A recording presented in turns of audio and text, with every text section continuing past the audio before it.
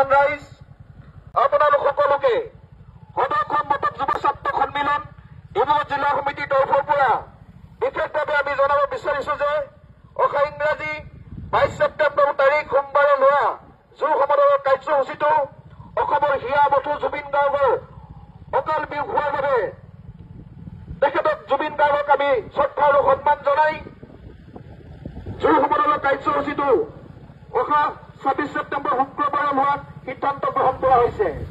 গতিকে উক্ত কাৰ্যসূচীত মটক জনগোষ্ঠীৰ ৰাইজৰ লগতে অন্যান্য জনজাতিকো পূৰ্ণ সহযোগিতা আগবঢ়াবলৈ আমি সদৌ মটক যুৱ ছাত্ৰ সন্মিলনৰ তৰফৰ পৰা বিনম্ৰভাৱে অনুৰোধ জনালো।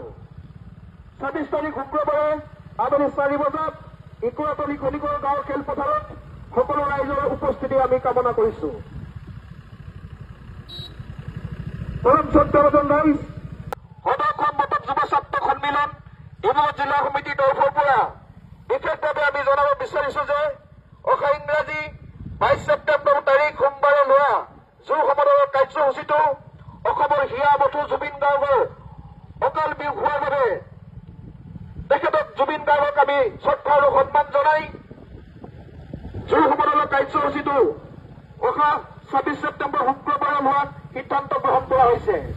গতিকে উক্ত কাৰ্যসূচীত মটক জনগোষ্ঠীৰ ৰাইজৰ লগতে অন্যান্য জনজাতিকো পূৰ্ণ সহযোগিতা আগবঢ়াবলৈ আমি সদৌ মটক যুৱ ছাত্ৰ সন্মিলনৰ তৰফৰ পৰা বিনম্ৰভাৱে অনুৰোধ জনালো।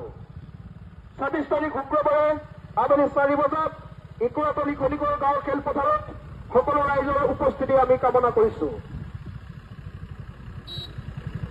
পৰম শ্ৰদ্ধাভাজন ৰাইজ